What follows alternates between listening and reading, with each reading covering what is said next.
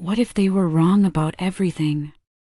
This is a carnivore story of healing and truth. When she was diagnosed with prediabetes, she thought she was doing the right thing. She turned to the foods we're all told are healthy: fruit, vegetables, whole grains. And her doctor agreed, because that's what they teach in medical nutrition classes. Neither of them questioned it. She was working hard, raising a family, and her doctor was doing what she believed was best. But something was wrong. Despite following every rule, she continued to deteriorate. Visit after visit, her numbers continued to decline. The doctor assumed she wasn't following the plan. Because that's the narrative. If you're not getting better, you must be the problem. But what if the problem is the plan itself? Neither one of them stopped to ask. Who created the nutrition chart? Who benefits when we eat by the pyramid? When she finally got too sick to work, that's when she had time to research. Time to dig into who really profits from keeping people sick but stable. And what she discovered changed everything. And this is her story.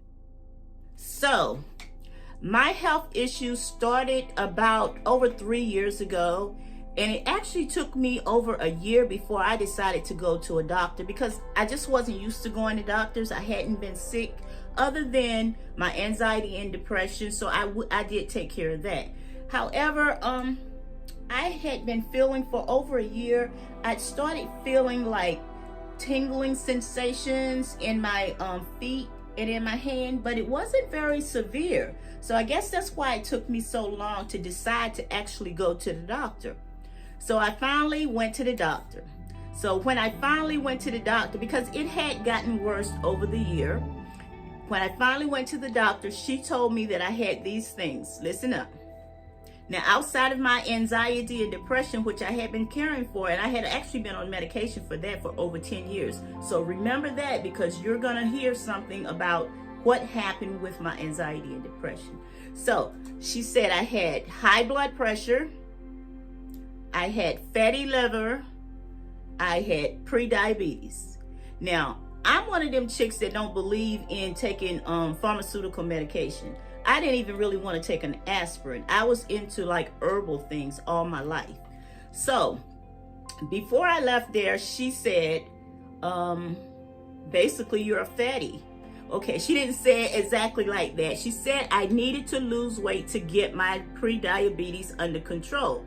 And just like most doctors do, they tell you, eat the fruit and vegetables, eat plenty of fiber and water, whatnot like that, you know. And that's what I was taught too. I was taught that in school. You know, we were all taught about the food pyramid in school. It was indoctrinated in your brain.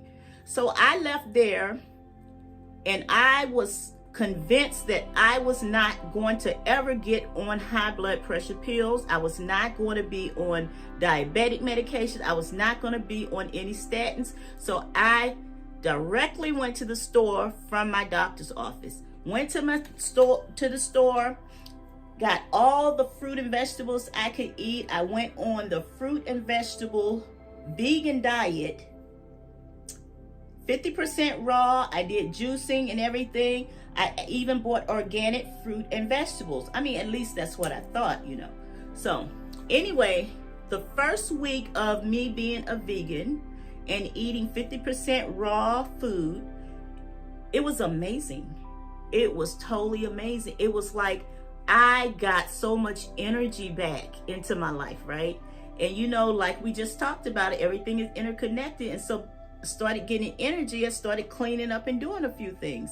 However, around that second and third week, I started feeling bad. I started feeling tired. I started feeling lightheaded.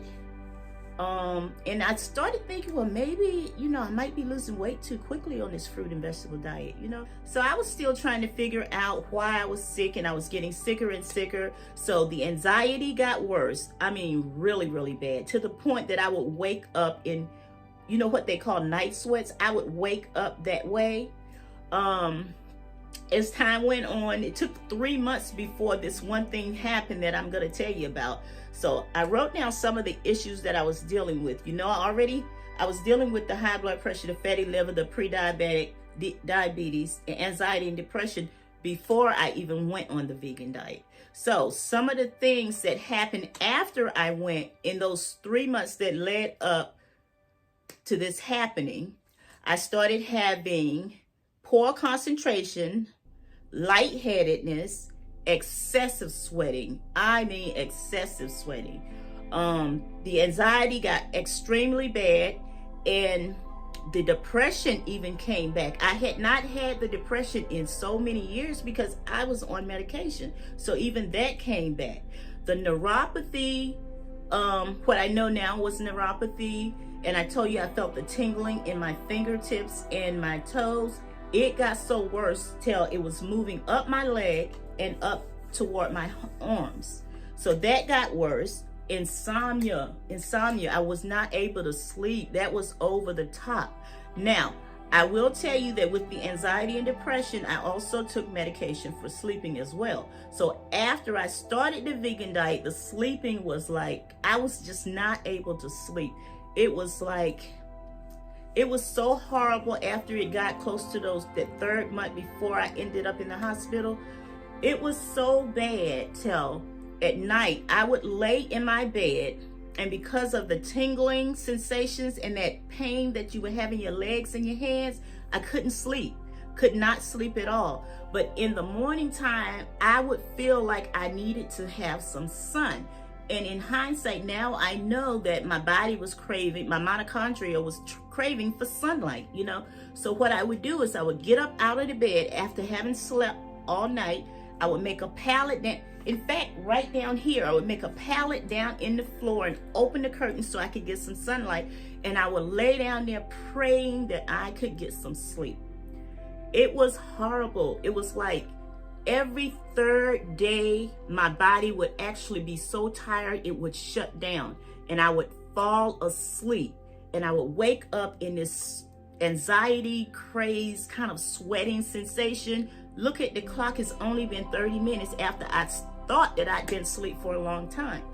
So the day that this ended up happening, I woke up that morning, made my pallet down here in the floor as usual, laid down here, opened the curtains for some sunlight, and I just laid down here thinking to myself how I'm retired now. I always thought that once I retired, I'd be able to spend time with my family, go places and do things, you know, because I was not even spending time with my family. So I thought about it. I really felt like I was, you know, leaving here. That's how bad I felt. So this particular morning, I'm laying down there and I get up, I say, well, let me go and get an apple. Banana or apple, I don't know, an apple I think it was.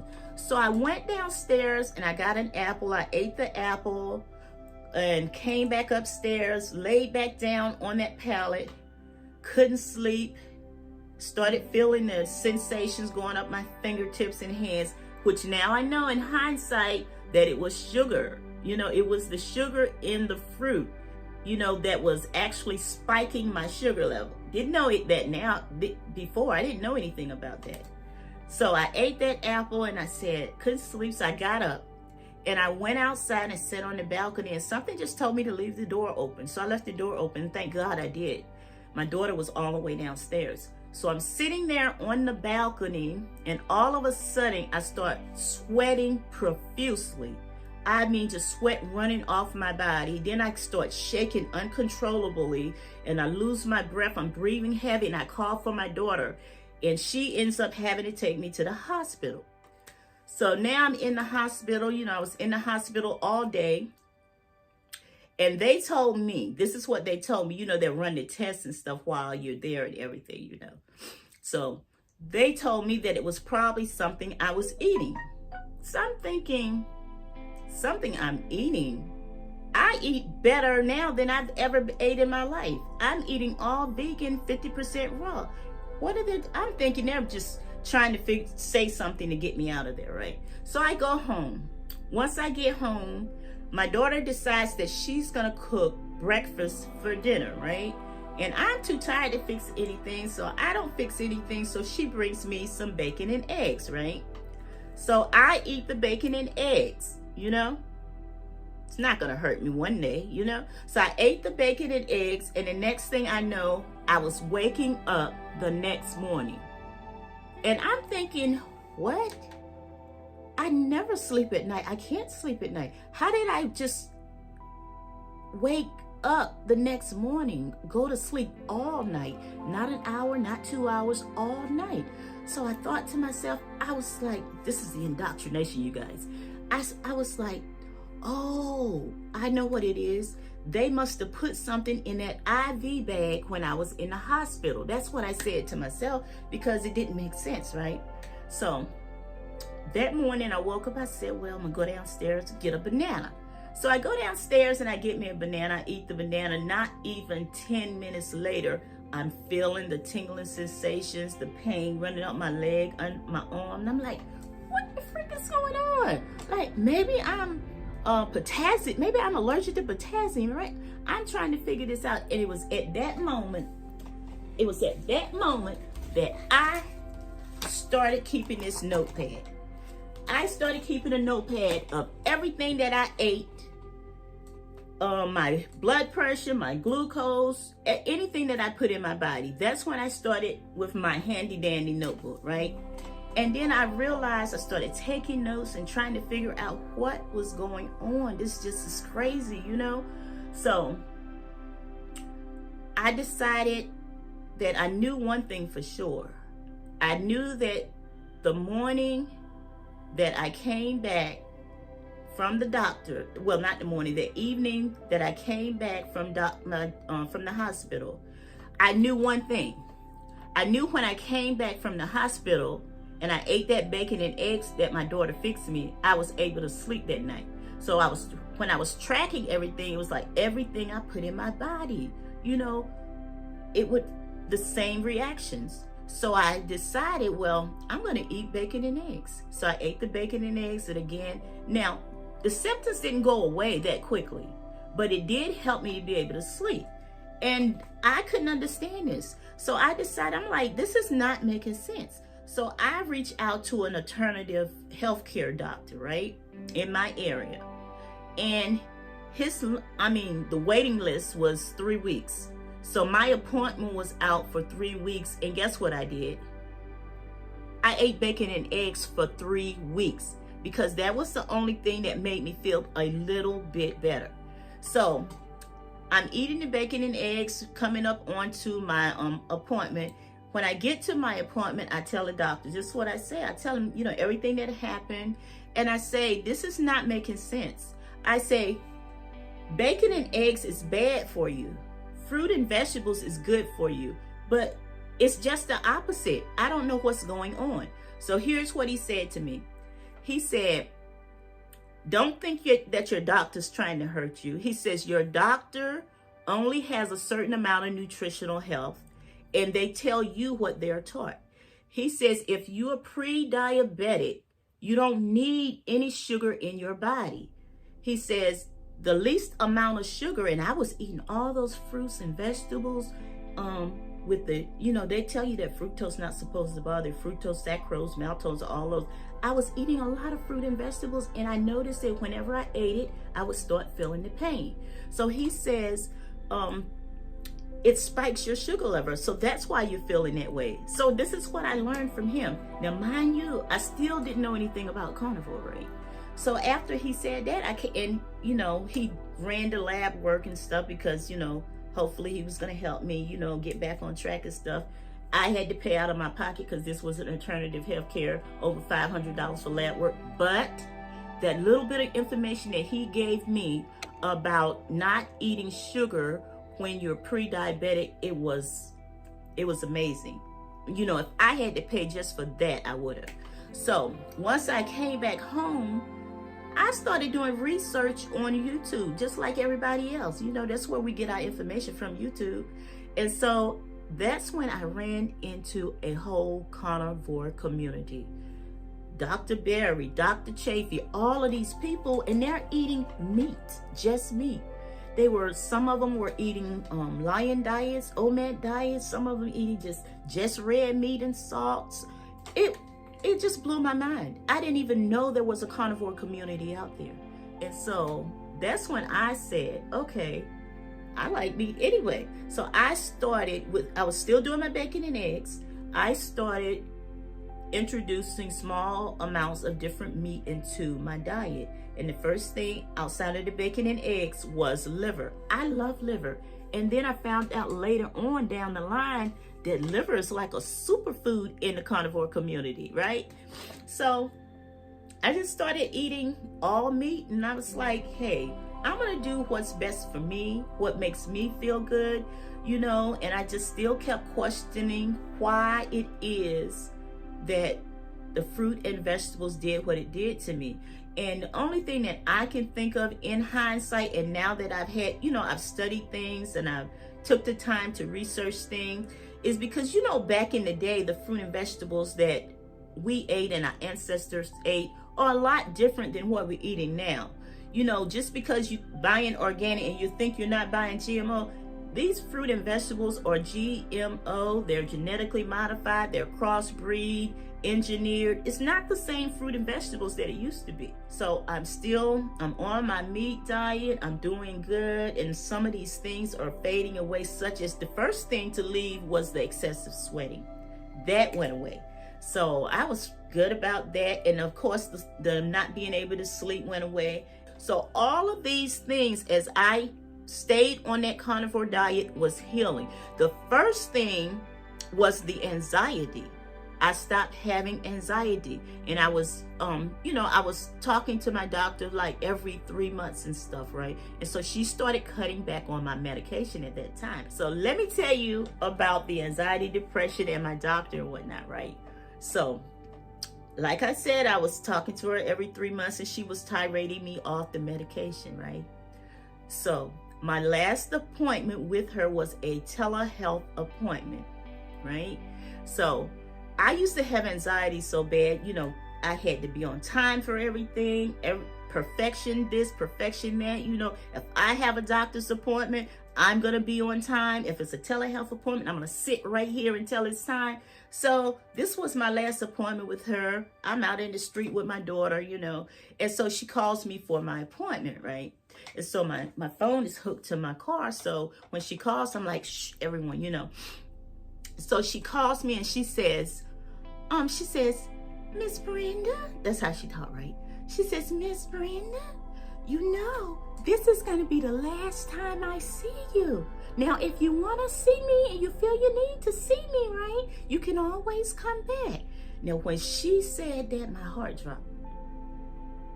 And what usually happens after my heart drop, having been suffered from anxiety, usually what happens after my heart drop is I start sweating.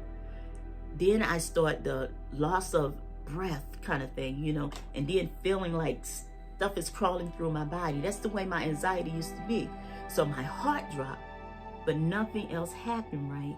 And I started thinking to myself, I felt like I really wanted to cry, because I had been with this lady for not her, I'd been with her for 7 years, but I'd been with, the doctor's office that she worked for over 10 years. I'd been taking medication for over 10 years. And now this lady was saying, you're no longer on medication and I'll no longer need to see you. So she felt like she was part of my family. So it bothered me a little bit, right? So after I got off the phone, I sit there and my daughter looked at me like, Mama, what's wrong with you, right? I'm like, I told her, I was like, gosh, I've known this lady so long and she feels like part of my family. And just hearing her say that I'm no longer going to talk to you, it was, it felt good in a way, but it was a little bit scary, Powerful, right? Her body told her what to eat. She had no idea of the carnivore diet. She often says, the carnivore diet found her. That's what being the CEO of your own health is all about. She didn't just take back her health, she took back her mind. It wasn't just food that saved her. It was freedom. freedom to question, freedom to listen to her own body. And most importantly, the positive affirmations that reminded her every single day. You are allowed to think for yourself. You are allowed to heal.